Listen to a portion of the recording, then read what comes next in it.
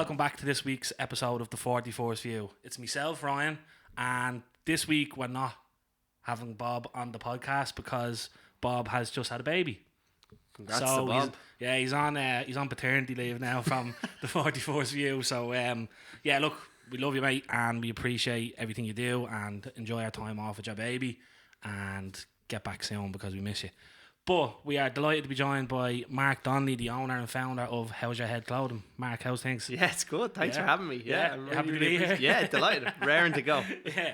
Now, it was one of those things where we were kind of discussing off air there. It's with episodes where two blokes that have a podcast, and we like to once in a while have someone on that is very mental health orientated in what they do, and you've built the brand for yourself that I've followed quite closely for a while now, with what you do. I remember speaking to Cottle about your brand and the kind of the name and stuff, and we'll get on all of that later. But I just wanted to ask you, kind of on a more personal note, like with kind of what you do and kind of your business and stuff.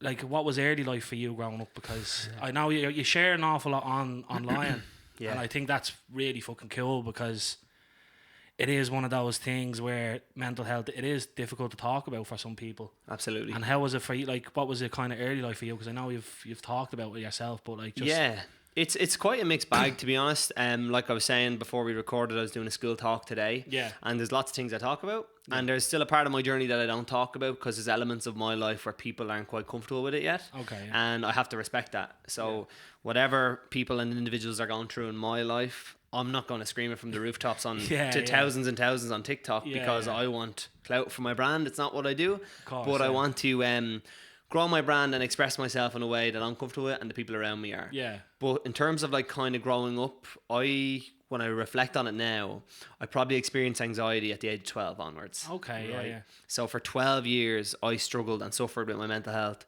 without really telling the sinner until I created HUH, How's Your Head? Yeah, it's on my arm, it's on my car, it's on my t-shirt. I've seen you rocking up in the car there with HUH on. I was like, this fella's doing well for himself. But like, we can get into that too about like the ups and downs of business. But from an early age, it was anxiety, self-confidence issues, body dysmorphia, obsessive compulsive disorder. Right. And I'm not sure if you want me to dive straight into them. No, that's fine. There's a lot there. But it's like not funny. Sorry, I don't mean to say it's funny, but like I don't know if it's me as a person. Like as you said, like everyone has their own kind of individual stories and stuff. But like I don't really understand how and it is I do know now, but like growing up I would have never thought about anxiety or self confidence or like me personally would have just ran around and you don't really think about these things. But it's because when you're young, right? Yeah. And especially when you're a male, it's like, oh, suck it up, get on with it. Yeah. Get up, get out. Yeah. Like, go play with your friends. There's no, like, I'm going to talk about my feelings too. Of course, yeah. Not in my house, anyway. Yeah. Like, especially back in the 90s as well. Yeah. And that's kind of led to, like, what I've created now because I spoke to a school today and I said, I never had a talk like this when I was in school. Right. Yeah. And I'm talking about anxiety, OCD, mental health and well-being, my experiences, my toolkit to kind of help my mental health. Of course. But I also said if I was in this classroom as your age, I'd already be kicked out.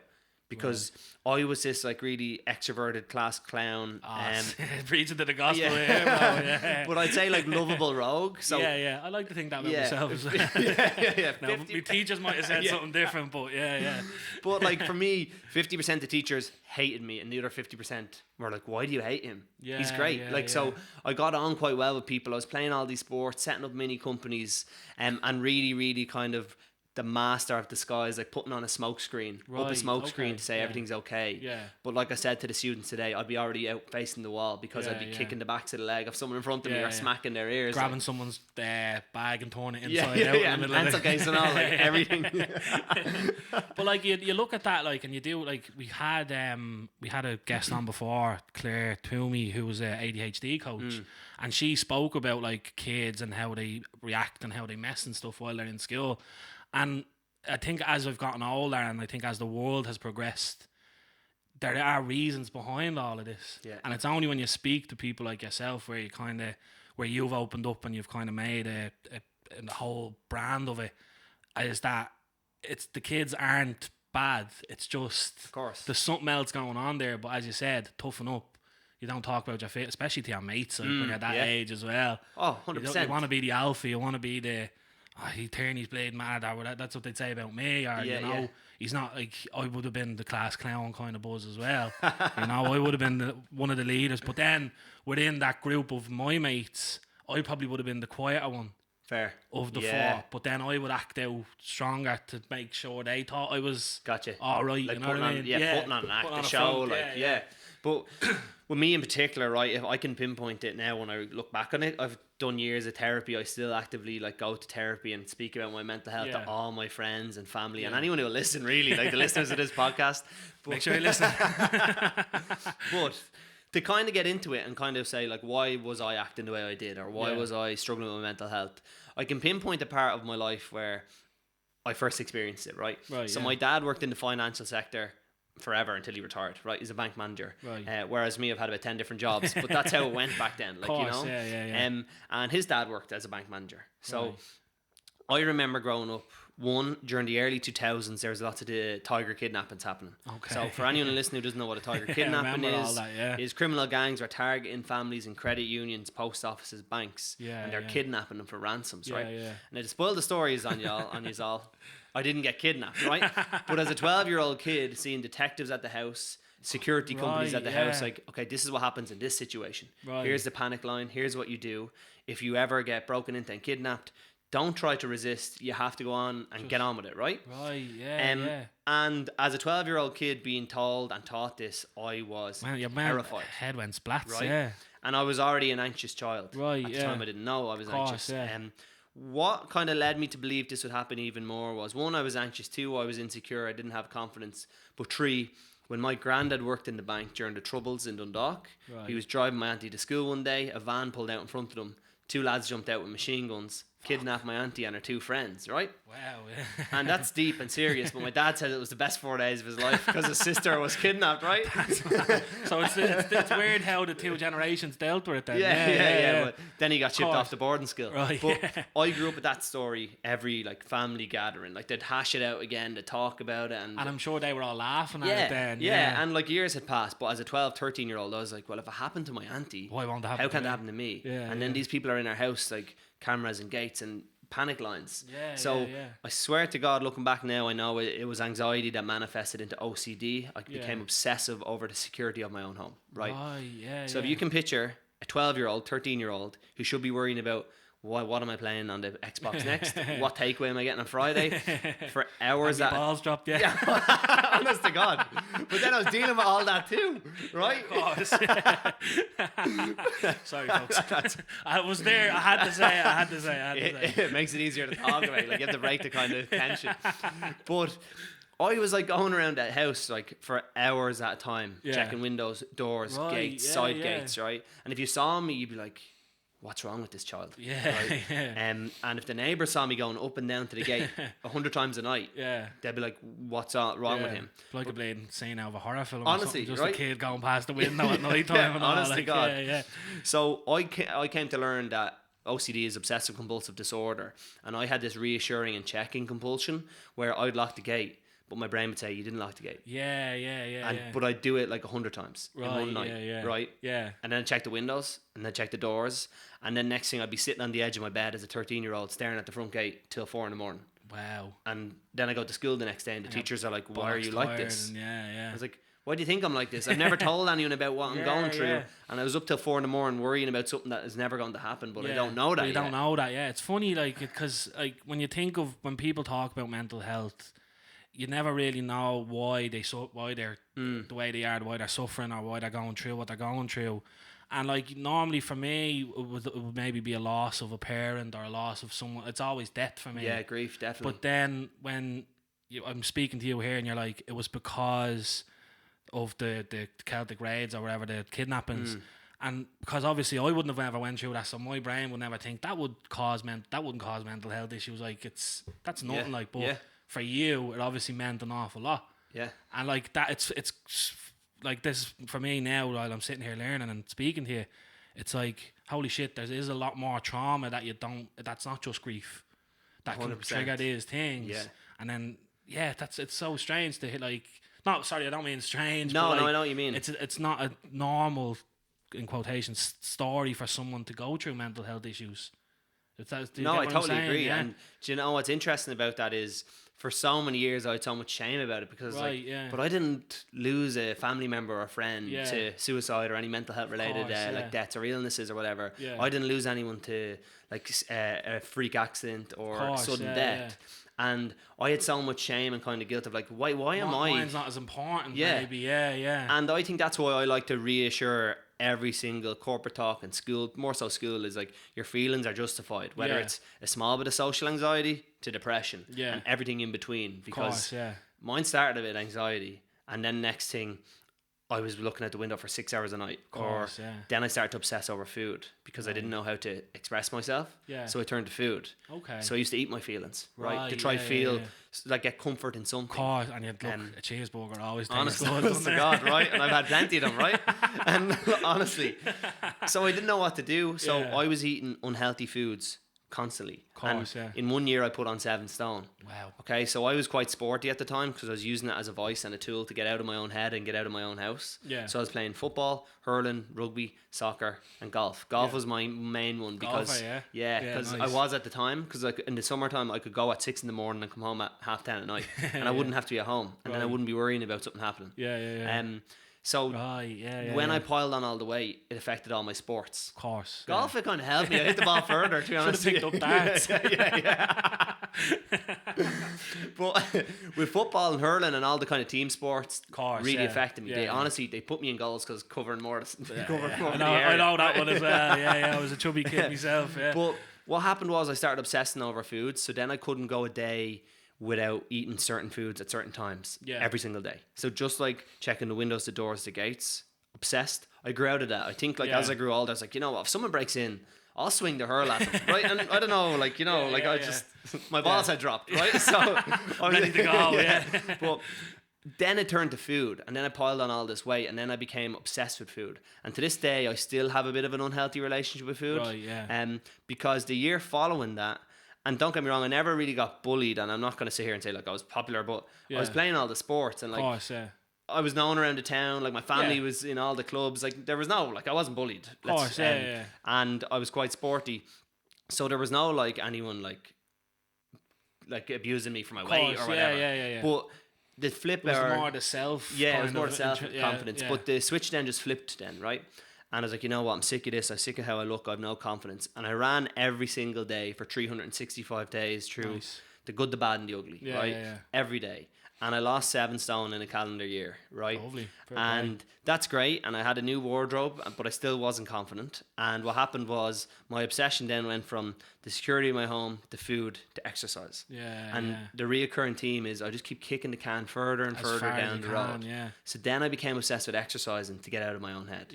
Which is in its own right healthy, right? But it's not healthy when it came to a point where I was like, if you do not run 5K today, you're worthless. Like, you know what I mean? I just became obsessed. Crazy, Obsessed. And the tattoo here says HUH365+1.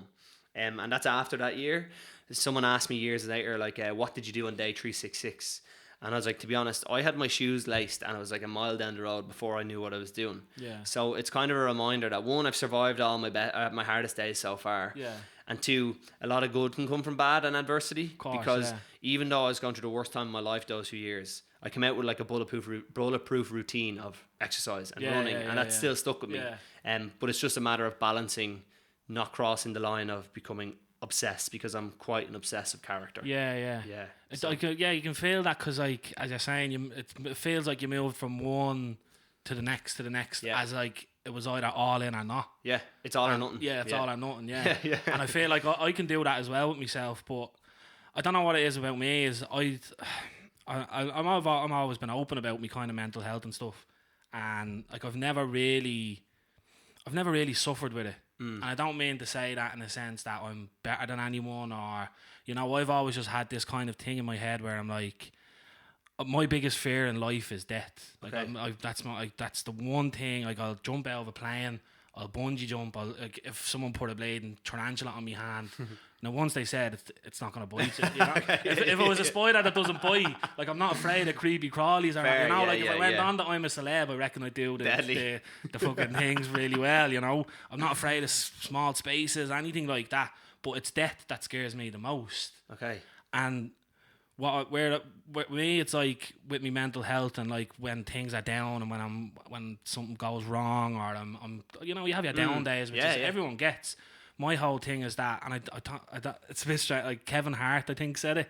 It was like, whether I'm sad this day, the sun is gonna rise the next day, regardless of what's going on. 100%. Like the world doesn't give a fuck about you. No. It's just it's gonna rinse and repeat every day. So you can either stay stuck in that kind of like sadness, or you can just move on and try and fix it as you go with each day. I agree. So that was what with me, and like, you know, I lost my grandfather 2 years ago on Christmas Day actually, and that was tough, you know, but he made it to like 80. I think he was 80 at the time. I think he passed at 80, maybe a bit older.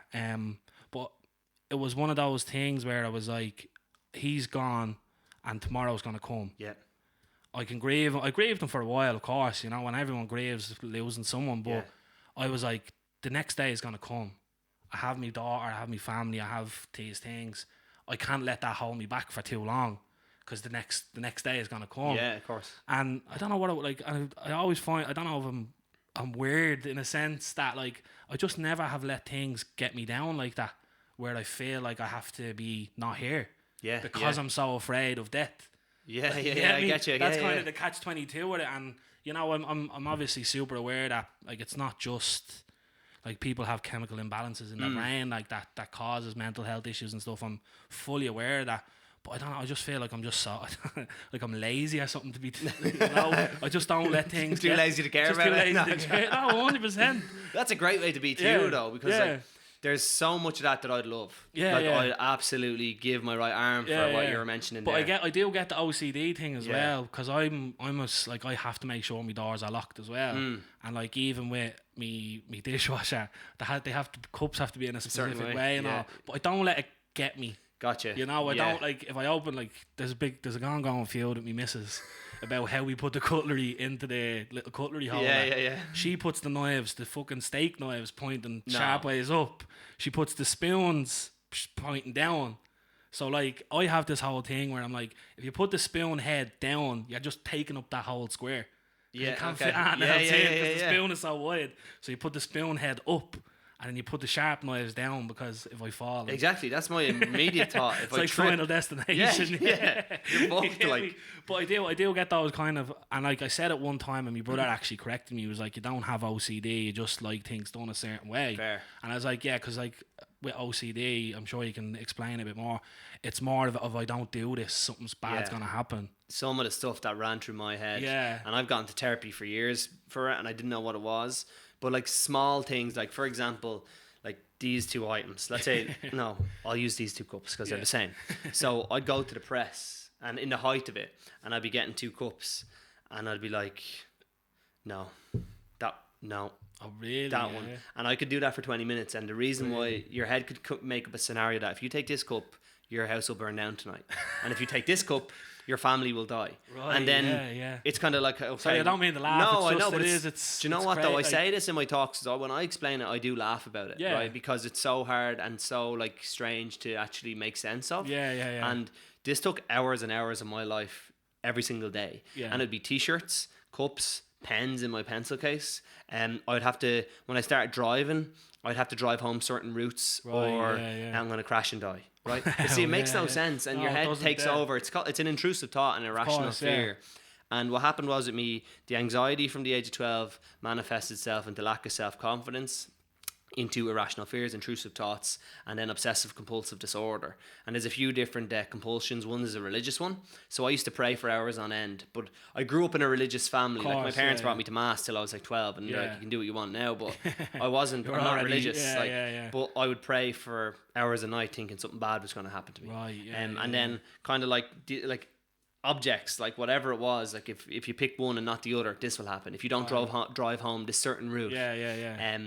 If you don't eat, so when I became obsessed with food, it was like, if you don't eat these breakfast, lunch and dinner, you're not going to do well today at work, at school, at the match. You're not going to play well. You're not going to train well. It's mad how it works, the brain, isn't it? But it took over my whole entire life. Yeah. Which was so, like, at the time, so time consuming. Yeah. And so mentally draining. Yeah. And I never knew how to explain it because I didn't know what it was. And I was like, I'm not going to tell my friends, like, what are they gonna, you're a freak, Mark. Like, what do you mean? Like, you know what I mean? Yeah, of course. Like, yeah. What do you mean if you don't walk this certain route to training, you're not going to score 2 points? You know what I mean? Yeah. And it was so isolating. To a lot of people, that just doesn't make sense. No.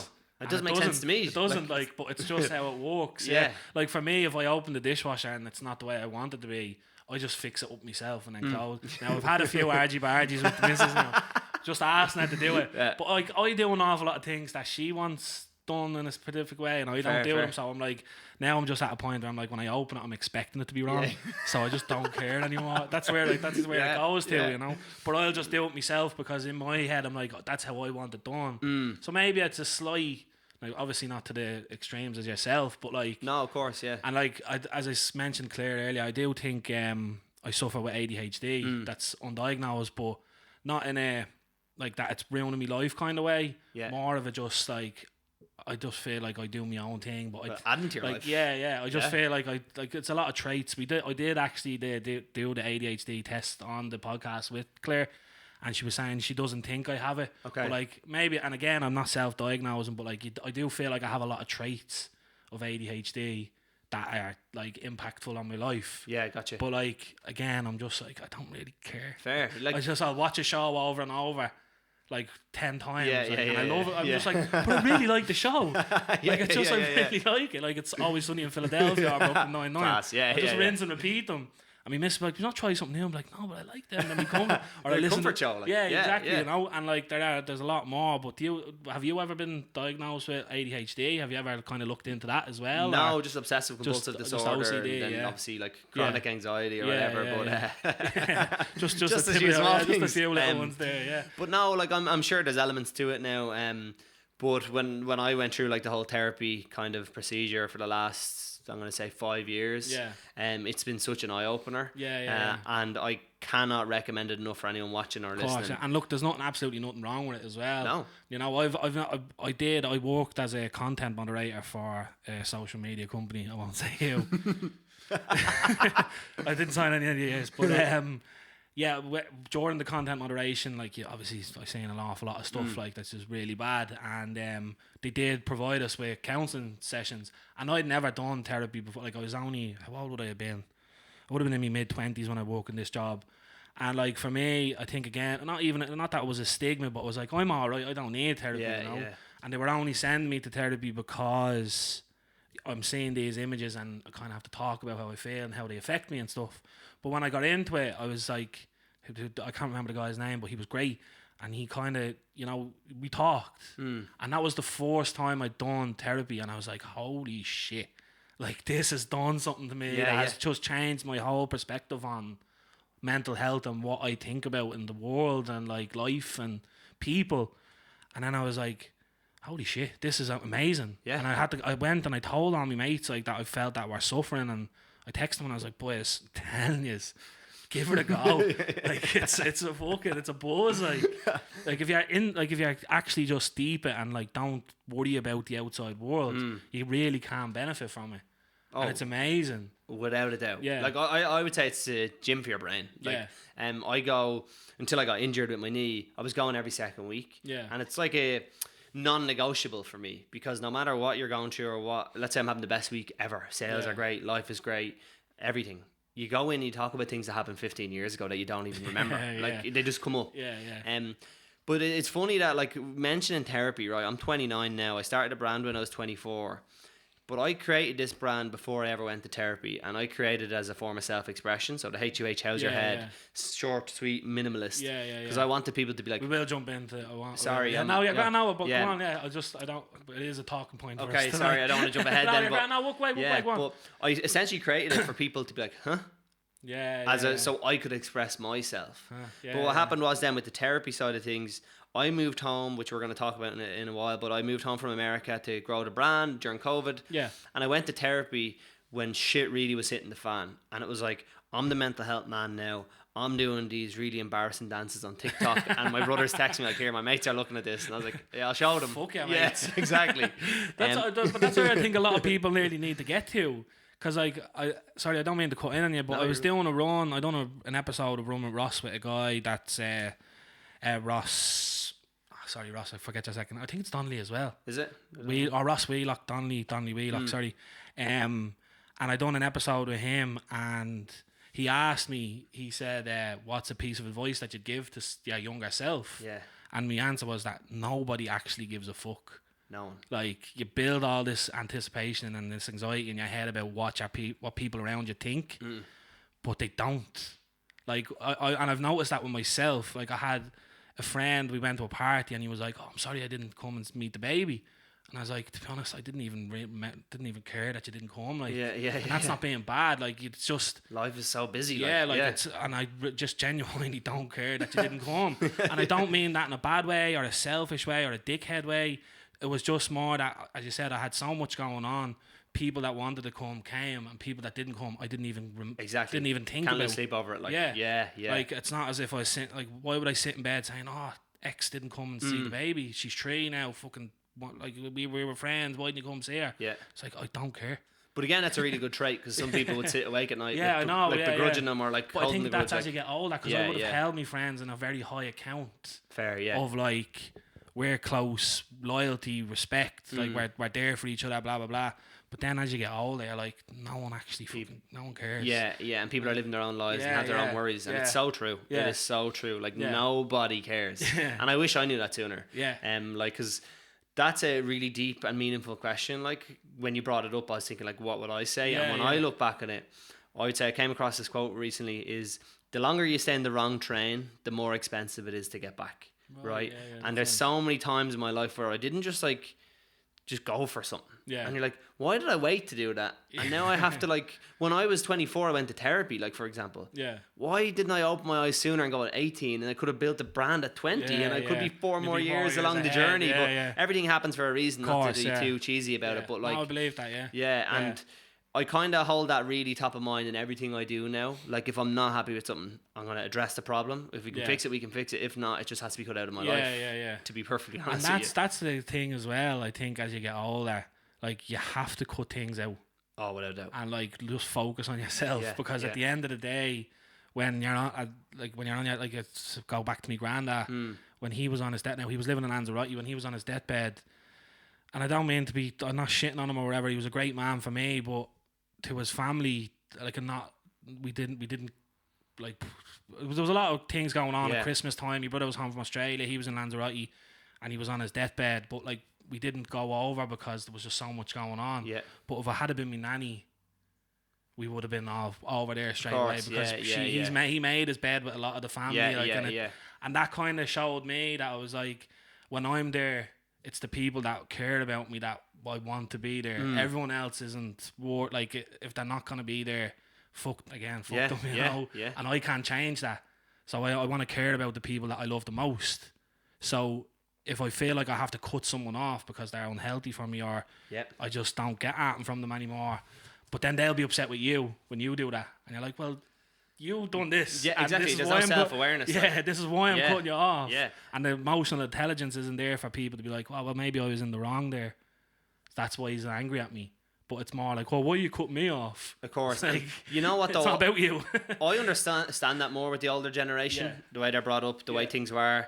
We, like, harbour lots of shame and guilt from, like, not to get too historic on it, but you go back as far as, like, the famine and the Troubles and the religion in Ireland. Of course, You're told never to say anything, do anything. Like, you want to keep up appearances, keep up with the Joneses, and there's a lot of kind of strange shame and guilt, and, like, let's say with mental health, sexuality, alcohol, all throughout this country. So when you do see lots of Irish families, there's lots of falling outs and lots of issues over everything. Like, what family isn't fucked up? No, exactly. I mean? Like, and everyone needs to understand that. Like, you know, when we grew up with the boys, we'd be like, loads of us had single parent families, like, and there was only a small amount of the boys that had loving families, you know. But then as you get older, they had issues as well, you know. And it's just, and that's how we were a big advocates of generational trauma on the podcast. Like I am anyway. Like that, it's all passed down, and dripped 100%. down. Like from like I talked about my granddad. Like he dripped his trauma onto us, and you know, it's only I think our generation now who are openly talking about our feelings and our emotions and like our mental health, that we're kind of fixing all that now. Like with my daughter, I'll never let her have any of my trauma that I've went through. Yeah. Because I've learned from my trauma and I don't want to push that onto her. You know? 100%. Like I grew up in a single parent household, and like if I'm with my missus 11 years, and you know, we're not going to split up anytime soon, but you know, I don't know what the next 20 years is going to be like, but I'll never be in a position where I'll make my daughter choose between me and my missus. Exactly. If we were to split, you know, there has to be open conversation with two consenting adults to be like, look, we're not happy anymore, we're splitting, but this isn't going to affect her. But whereas in the past, that all affected people because they didn't talk about it. 100%. It's under the carpet. Yeah. And the beauty about that is, and I would say I'm not in a position like you, but I'm like 29, but I'm kind of like, I'm going to break the chain from my past. So when the time comes, touch wood, and I have family and kids and stuff, I'm not going to let them experience some of the things I had to experience. Yeah. But I'm also going to be like, shit happens to everyone. It's on me to figure it out. I'm not going to sit here and blame anyone in my past. You know, that type of thing. Because that's not good for anyone. No, it's not. And exactly what you're saying there. Like, but that's what happened is the past generations just didn't want to talk about it. Just as you said, under the rug, sit there in their anger and pass it on to their kids. Like, without a doubt. Without a doubt. But like as you said, breaking the chain is where I think we are the generation that are going to do it. Because I know I'm trying to anyway. Yeah. And I feel like a lot of, but like you still see, you know, people that are maybe emotionally unintelligent, like they don't really understand what's going on because they don't want to talk about it. There's still kind of, there are people out there that are, but I think it's becoming more of a forefront for people to talk about it. Absolutely. You know, it's a bandwagon that I don't mind everyone jumping on. I'm on it. Honestly, I say that because like only good can come from it. Yeah. Right? Like you jump on the mental health bandwagon, you're promoting mental health, you're talking about it. Of course. It can only be good for us. Yeah. And like you'll have the people out there be like, oh, look at those two bleeding idiots. Like they're fucking talking about their feelings on. It's like they're probably the ones that are suffering the most. They need the most, but don't want to talk about it because I'm speaking to you now, I can feel the energy from you, like and even with myself, I'm open book. I'll talk about anything and I'm happy. Do you get me? I don't have anything that I need to hold on to anymore because I've spoken about me traumas to parents and to therapists and stuff. Yeah. So now that's where I feel like I have that light in my head where I'm like, fuck everyone. I'll just do my own thing. That's an amazing way I'll just do my own thing, and I'm happy to do it. Like, yeah. And if people want to come along, they can come along, and if they don't, then that's fine. I'm not going to lose sleep over anymore, you know. Exactly. So that's just how it goes. But with HUH, you know, you started it in 2020. What was the kind of what was the initial thought? Like, when did you think I want to start? Like, I know we've talked about what you've been through and stuff, so that was obviously the factor. But when was the light bulb where you were like, I'm going to start the clothing brand? Yeah, it's a good question. So essentially what was happening was, like we spoke about, I just kept kicking the can further and further down the road. Businesses, food, OCD. What were some of the businesses that didn't make it? See, I was very young at the time, so like the first cliche one was like a newspaper delivery service, like I seen on The Simpsons one time or something like. But I was only like 12 and I was making like 40 quid a Sunday morning. I was like, this is great. Handy, yeah. And that's what I used to buy all the food that got me really fat. So maybe I shouldn't have done it. No, I'm joking. But so like newspaper delivery service. Constantly checking your pocket to make sure it's there. Not spending it to make sure it's still in your pocket.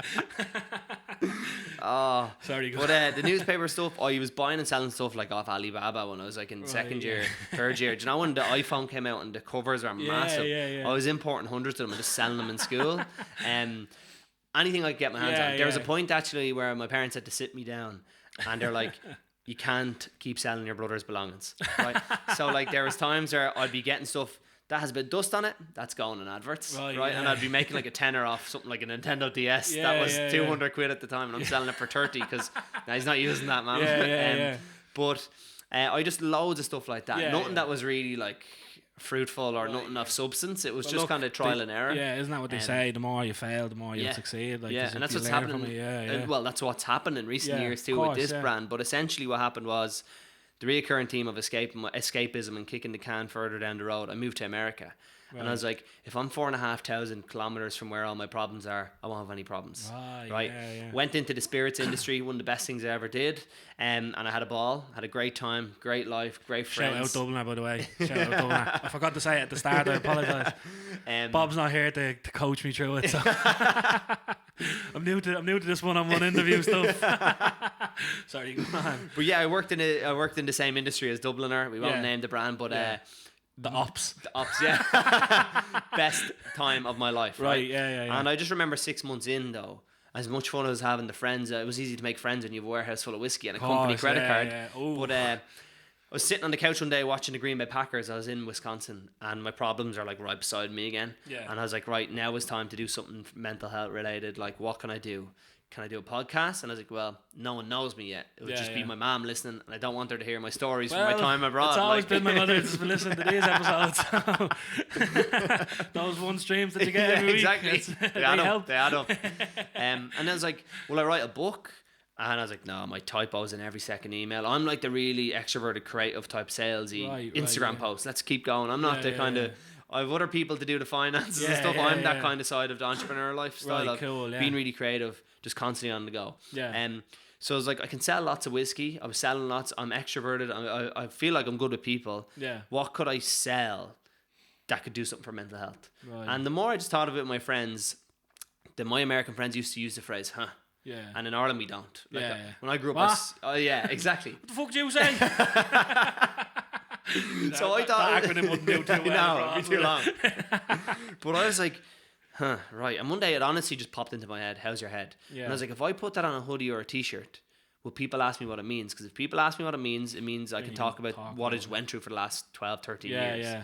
So I put it on a hoodie, literally random print shop in Milwaukee, Wisconsin, wore it into a bar. This is during COVID. The restrictions weren't as tight in America. Yeah. And I sat down at the bar, no word of a lie, 2 of us in the bar, and I knew all the bar staff, the owners from the job I was doing. Never saw this man in my life. I still don't actually know if he was real, right? And honestly, I don't know his name. I can't really remember what he looks like, but I just remember sitting down and he goes, huh? And like Americans are really forward and out there, so I have no problem starting a conversation with you in a bar. And we spoke for 45 minutes about our mental health. Right. And he told me about his marriage problems, his struggles of putting his kids through college in the States, healthcare, mainly financial worries. It always is, isn't it? Like, it's the one thing. And all the stresses that come with it. And I spoke to him, the first ever human being, about all my troubles that I've spoken about today. That wasn't like a therapist? No, because I hadn't got to the therapy point at that stage. Okay, cool, And I wore it and I was like, right, there's something here. This random man just asked me about it, and I'd love to know who he is so I could show him like the progress we've made. So then I started up like the Facebook pages, and immediately a neighbour texts me, "What's this HUH?" So like there's a second kind of point in the journey that I was like, this could work. I'm not even trying here. And it all kind of stemmed from the fact that like I was just so sick and tired of living in my own head with the anxiety, the OCD, and everything else that came with it. I was like, I need to do something to start conversations in a really casual way, because it's pre-therapy. Like, I've never spoken about my feelings. And then all my friends in America start buying it. I moved home to Ireland a few months later. I was in my mom's and dad's box room, little office, and getting loads of views on TikToks, and then it just started to snowball out of control. And I was like, why? Like, what's happening here? And sorry, I was right there again. That's good. Never heard that one before. No, I'm joking. But what happened was, like, it's quite ironic that this just started to snowball. Like, my dad came into me one day. He was doing the books for my account, my business, and he was like, what's going on here? Like, how are you getting this much sales off TikTok? Right? And I was like, I don't know. But ultimately what ended up happening was, this was going great, but I was back in the place, the root cause of all my problems. COVID hit, couldn't go 2 kilometers out, no GA. Well, you couldn't. Officially you couldn't. But no, like, team sports to get myself back into life in Ireland, because when you move abroad and you do that massive uproot your life and leave, life goes on without you. So then it's your job to get yourself, carve your way back into your friends and family life. Like, they're not constantly texting you anymore because you're not there. So I really struggled with that. And what Mark does, and what he does in typical Mark fashion, is I just worked 18 hours a day. I woke up, I do a 5K and work 18 hours, get 4 or 5 hours sleep, and then do it again and again and again. On the brand, right? And I'm not advocating for that. I do believe, like, whatever you do, whether it's podcasts and whatever it is, you have to put in the long, hard hours, miles, whatever it is. Oh, I know. I'm actually 21. Sorry. But it was so good for the brand to like prop it up, but at the same time I was just like numb. There was nothing behind my eyes. Wasn't feeling joy, wasn't feeling sadness. And it was the first time I experienced depression, essentially. Right. So then there came a point where I just had enough. I left a relationship in the States at the time, and I remember saying to her, like, this is COVID, I might be back in 2 days, 2 weeks, 2 years, or never again. It was really weird, fucked up time. And no one in O'Hare Airport when I was flying home, right? There was like 6 people on my flight. I was like, what is happening here? Got home eventually anyway, that did all that, started the brand, became obsessed. And after a while I was like, I'm posting all these TikToks, I have thousands of customers in Ireland. I actually need to talk about my mental health to a professional now, because over here I'm the mental health man, and then over here I'm severely depressed and not talking about my mental health. I was like, just one big contradiction. Like, it made no sense. So I was like, I need to practice what I preach. Of course, but it's probably because, like, and I've noticed this, like, you know, when you're on holidays, for me anyway, when you're on holidays, so I'm guessing like America would have been like a holiday, you know. Oh, absolutely. Yeah, of course. But like when I'm on holidays, I always have this thing where I'm like, I'm so, not that I'm not, I am more of myself on holidays. Because I'm in a new land. I don't know the people around me. I'll never see them again. Well, maybe Lanzarote was a bit different because my nanny lived over there and I went over every couple of months or whatever. But you know, when you go on random holidays anywhere, like, you can be yourself more because you're not at home. You're carefree. Yeah. And then when you're at home, you're like, I wouldn't act the way I did on, like, and I don't mean like just with alcohol or whatever. You know, just if I'm with my girlfriend, I'll be more extroverted towards people. Like if I'm sitting down at a restaurant and there's someone there, if someone has a funny t-shirt on, I'll be like, that's it. You know, I'll do that. I'm that type of person. My missus always like, do you ever play and stop? I'm like, no, this is me, right? But when I'm at home, I wouldn't. Fair, because it's kind of like, I just, maybe I have this different outlook on. I totally understand where I'm coming from. Yeah. So like, as you said, you're the mental health man in America, but when you get back to Ireland, you're like, you find your way into depression, and it's like, I think that's because you have your friends and your family and they're like, oh, they're thinking about me, and like, these are the people that I care about the most. If they think I'm being stupid, then I must be being stupid. Whereas when you're in America, the random bloke comes up and starts talking about his mental health, and it's like, oh, this makes sense. 100%. But it's because I didn't care what he thought. And then I obviously came home and I cared what my peers and my family and friends thought. And then eventually what happened was, it got too much and I was like, all right, I need to go to therapy, right? And I'm the mental health man, and I drove 45 minutes away from my hometown to go to a therapy session, right? I remember it well. I was like, why am I going here? Why am I paying someone to listen to me? And this is a load of bollocks, essentially. And I went in, and her name was Anya. I remember it so well to this day because I went for like a year after that too. And I was sitting about 6 feet opposite her, and it was the first time, and I know that people harp on about it so much about breath work these days. It's the first time I've heard about it, man. Yeah, I haven't done it now, but I've been Wim Hof. I'm on the peripheral trying it out, like, you know. But I was in the room, right, and the first thing she did with me was box breathing. So it's hold it, breathe in for 4, hold for 4, out for 4, and you just keep doing it. And in 2 minutes, I felt completely different. But I was never ever told about that in school, right? Course, I was never taught about breathing. I was never taught on how it can change how you feel in 120 seconds. It blew my mind, right? And she kept going through it. And the more and more I was getting so much more oxygen into my system, it honestly felt like I was having an outer body experience, okay? And then she was going through a guided meditation. So at one point it felt like I was sitting with her looking at me. And it was so strange, right? It was like I was having an outer body experience. And she basically said to me, which stuck with me to this day, is you need to speak to yourself like you speak to your best friend. She's like, who's your best friend? I was like, Darren. Cool. She goes, Darren, what's up, Australia? I'll see you in a few weeks. He's in Melbourne. I miss you, Darren. No. But she said, if you spoke to Darren the way you currently speak to yourself, he'd tell you to piss off. Like, you wouldn't have any friends. Or Eddie or Sam, whoever it is. If you spoke to them like you speak to yourself, so negatively, it's a good way of thinking. You'd have no friends. Because you're so self-deprecating, you've no confidence in yourself.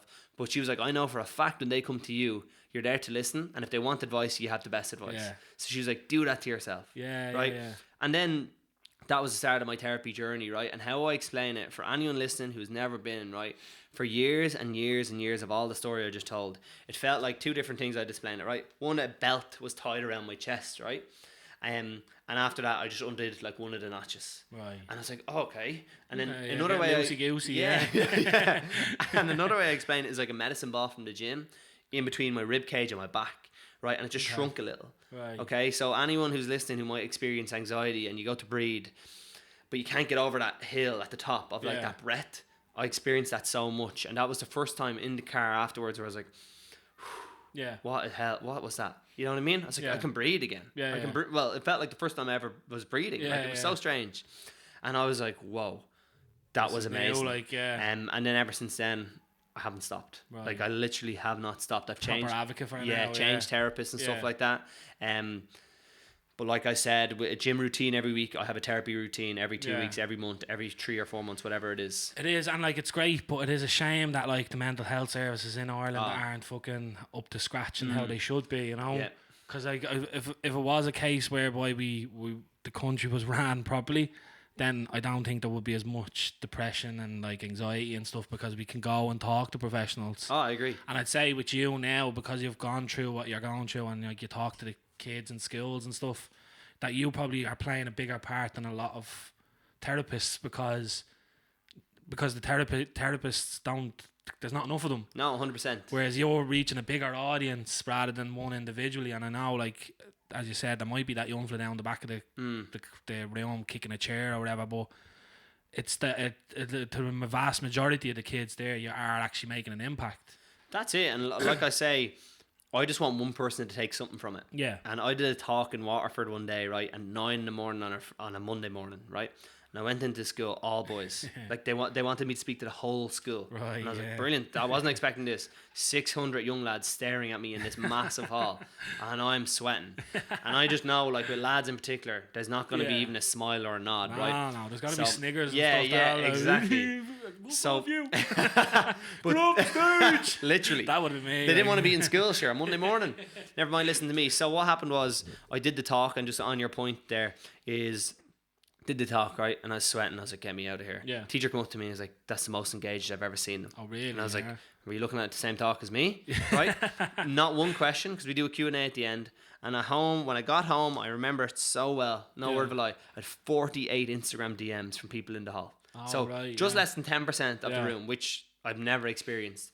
And just these young lads from, let's say, 13 to 17, 18 saying, I relate to this. I've never heard a male figure in my life ever talking about this. Thank you so much for that. And there was so much of it, like, and it was really, really sad.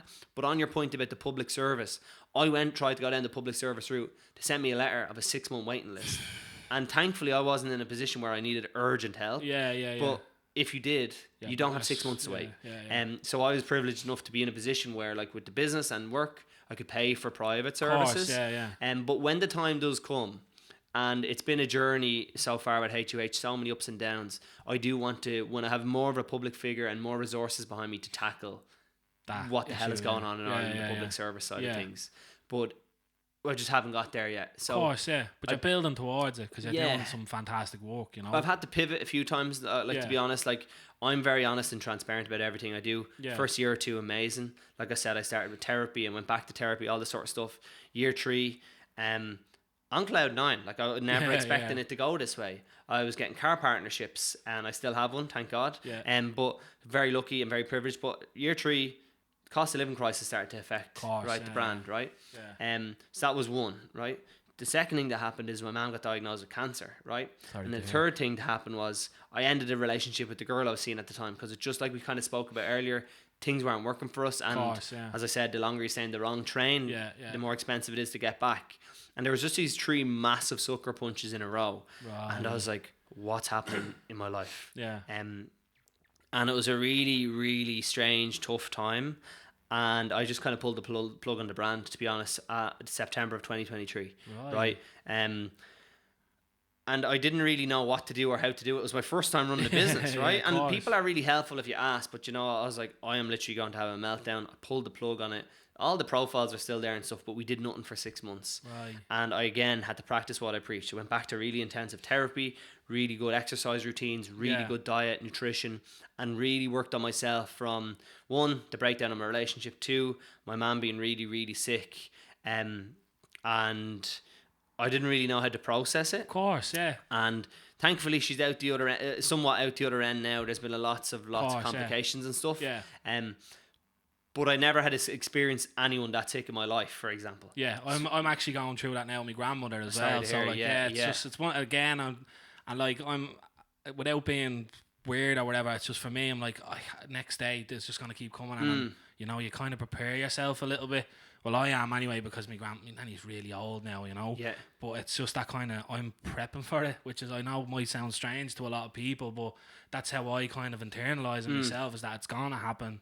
Yep. She's gonna go eventually, and that's something that I'm gonna have to deal with. So if I start that kind of thinking now, that when it gets to that point, I'll never be ready. Exactly. No one ever is.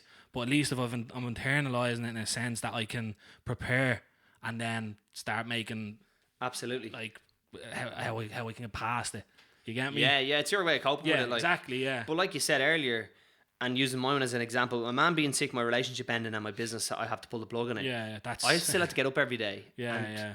Like the world keeps spinning. Yeah, right? yeah. But for those 6 months, right, to make it even add insult to injury here, all my bills kept coming. Right. But I'm self-employed. And no revenues coming in. Right, so not only did I have that, I had then the financial stress of it. Yeah. So when I relaunched 6 months later, I had about 55 grand in debt.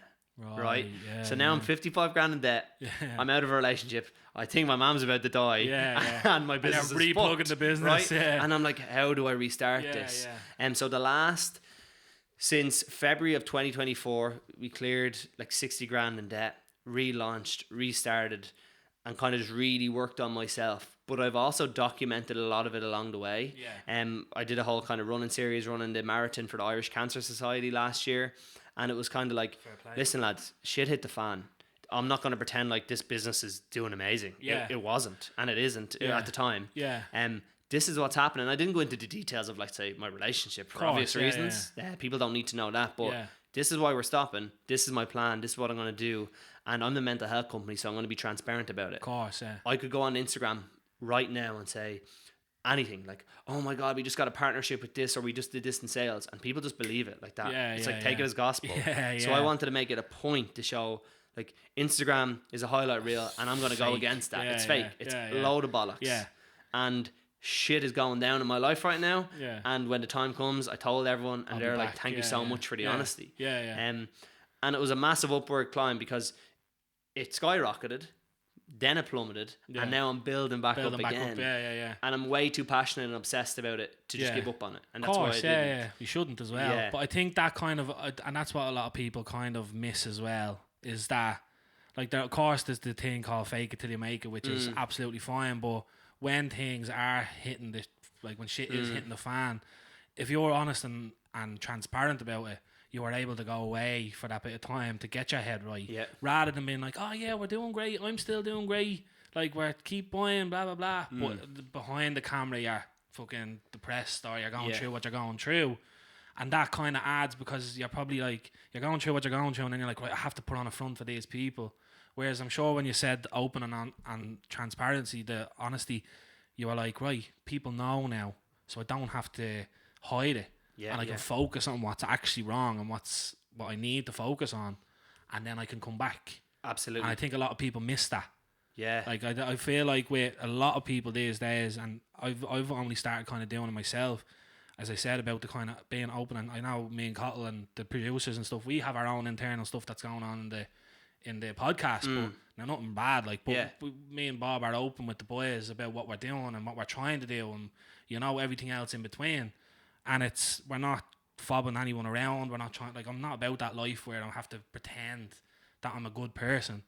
I want to be a good person to be a good person. Yeah. And that's the end. I don't need to pretend that I'm a good person and then bite blade and back off someone. And that's the issue with a lot of people. Yeah, no, it is. People want to be there and get their own personal gain, but if you're not open with a lot of things that go on in your life, then you're trying to hide it. I think that's when it really hits home for people. Like, that's when they get into the kind of the depths of depression, because they're trying to put on this front. Oh, it's all fake. Like, it's all, and if it's fake, then you're not going to be happy. No, absolutely. And like, even in terms of this podcast, like if you come on and just were being someone you're not, it's not going to grow. You need to be authentic. You need to be original. You need to be you. Yeah. Like my customers, I swear to God, would go to war with me. They've been through the thick and thin. Maybe my mom will, but why do they call her my mom?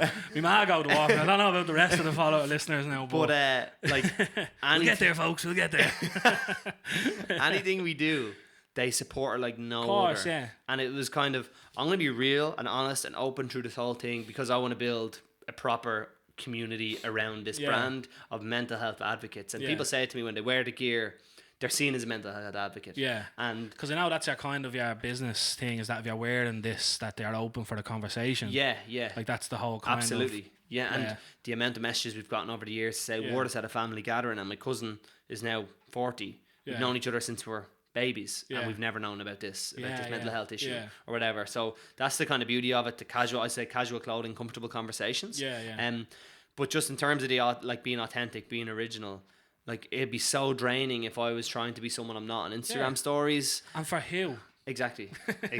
Like these fucking people on the internet. Yeah, I don't care. Like it's the people that, like, when you're open and honest, it's the people that want to know you because of that open and honesty rather than wanting to know you because you're fake. Absolutely. You get me? Yeah, I've like, it's so funny though.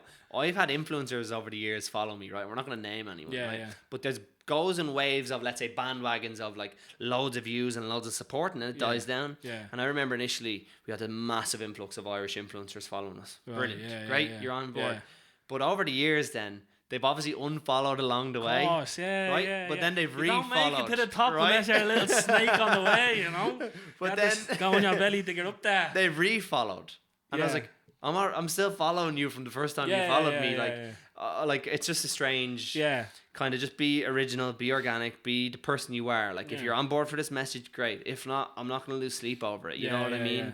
And I really wish, it's also a message I kind of hammer home in the schools, is like, you need to be you, because I not faked it, but I put on an act with my mental health for so long. And if I was just me, and I was, or like being who I was authentically from the get-go, like I said, if I was 18 and I spoke about my mental health, I could have started this brand when I was 19, 20, 21. Of course, but it is what it is, you know? Exactly. And that's the thing, is I want people to like me for me. And if you're not yourself and you're friends with people that like you for this fake person that you're putting on, then they're not actually your friend, because you're not yourself. Exactly. And if they don't like you for who you are as yourself, then you don't have to be friends with them. Yeah. But like, as I said, when you're growing up, you have the loyalty and this kind of grew up in nappies with friends regardless. Like, now, I've a lot of my mates I'm still friends with since I'm in nappies, and I love the boys to bits. We all have different opinions, different ways of thinking in the world, and they probably wouldn't speak about their mental health as much. Yeah. But for me, I'm kind of like, I'm still going to just do my thing. And if you want to talk behind me back, which I'm not saying they do, but if they do, that's fine. It's like, it's none of your business. I haven't heard it. So exactly. But if you can do that and then still put on a front to me, then you're a fucking snake, you know? Yeah, I agree. And that's what a lot of people do. But for me, it's just, I'd rather just be open and honest and put myself out there for... You know, we actually got our first bit of hate on TikTok recently. I think that's when we started kind of proper communicating. And I was like, right, Bosco or something his name was, or fucking some stupid name and something else. Oh, these lads are going to be drinking semen next, and they should make podcast equipment more expensive. And I was like, fuck, it is expensive, bro. I don't know what you're talking about. I have to save up like a couple of months to get this one. I'm messing. But like, it's there again. It's and I said it on that run with the lad Ross. I said people will comment, like those boys will comment that, and it'll take them 5 seconds to comment it, and then I'll see it, and I can either let that affect me for the rest of the day, but they've moved on from that comment. They're probably on the next TikTok to comment on that, to say, oh, this girl is whatever, or that boy is whatever, and that's what they do. And if I sit there and be like, Bosco, the fucking Faces TikTok account, is that they're saying podcast equipment should be more expensive. We're just gonna have to wrap it up, boys. Let's cut all the cameras like we're done, you know, because some little Egypt behind the fucking fake account wants to say something to me. I genuinely couldn't give a rat's in. No. If I was 21 doing this, that would have killed me. Yeah. I'd have been like, as I said, I was like, right, let's wrap up, folks. We're done, you know. but now I'm kind of in a position, and I think a lot of people need to, like, there's nothing wrong with being a bit of a dickhead sometimes once you're looking after yourself. Yeah. You know, if people want to ask you for help, and you give your help here and there, but like, you have to look at, if you're not in a position to say, like, let's say my garden wall fell down there during the storm, and I have to blade and lug all the cylinder blocks. And my mum, my miss, are like, just text one of the boys and ask them around. I'm like, if one of the boys texts me and asks me to come around and do this, I would be fucking fuming. Like, because it's a poxy job. So I'm not inviting them around. I'll just do it myself. Because I don't want, like, the boys will come up and help me, but it's a shit job, you know? So I'm in a position where I'm like, if someone asks me to do a shit job, I'm like, do you know what? I'm not going to do it. It's just, I love you, but I am comfy cozy on my sofa, and I'm sorry. But, like, if you need help, if you want to have a chat, of course. I'm not a manual labourer, you know. But it's one of those things, you have to look after yourself sometimes. I agree. I totally agree. You know, and you can't keep being like there for everyone all the time. Well, firstly, on that point, right? Your mental health is a ripple effect, right? So you are vibrating and giving out energy, and everything around you is a ripple effect. So if you don't put yourself first, you cannot be there for your children, your wife, your kids, whatever it is, your family, your cousins, your friends. So I remember saying this in a therapy session, that I was like, I need to be more selfish with my time. Yeah. And she was like, never say that again. Yeah. There's nothing selfish about your time, because if you're not okay, everything around you is not okay. Of course. It's kind of like Deadwood. You know what I mean? Yeah. It just has this ripple effect on everything around you, your work, your job, your finances, everything. But on the point of just the trolls, one, you've made it when you're getting trolls. And two, I should have brought my one in. My first ever troll. I printed it out and I framed it. And the name was, I still remember, Putin Stud 6969 or something like, right? Classic. 420. I framed it and put it on my desk. Yeah, to keep a look at it, yeah. And then I took a picture of it with about 100 orders packed ready to be shipped at DPD. And that's probably some teenager or young person who doesn't know who I am, doesn't know any context. But I honestly would rather them comment that on mine than some up and coming beauty influencer who's like posting tutorials on TikTok, who can't handle the hate, or a young lad who's posting stuff on TikTok. Thick skin and all that, And I do tread the fine line of a mental health brand, but I'm not going to let you away with that, because that's not acceptable. I'll remake a video with your comment, and I won't go to town on you, but I'll prove that, like, you can't just get away with that. Because but they're all faceless accounts. Exactly, and talk is cheap. But I had one lad message me, right, hounding me during the time, and I know, sorry, but it was during the time, like I mentioned, my relationship, my mum and my business was fucked. So I pivoted in a way after I came back to corporate work, right? To be like, I can reach 100 people at TikTok at once here if I get an order, right? And for 3 or 4 months straight, this man would text me every few days like, you're a sellout. You moved from direct to consumer to corporate. Even though, number one, we were still doing direct to consumer, right? It made no sense. But number two was, he had no idea what was going on in my life. Of course, And I messaged him eventually, right? Because I just had enough. I was like, I want to call you out, but I'm going to do you a favour. I'm not going to screenshot your DMs. This is what happened in my life. I don't know if my mom's going to survive, and thankfully she did. I was like, I don't know how bad my mother is right now. Of course, this is what happened in my relationship. This is going on in my personal life. And immediately, this man, like, it wasn't honest, right?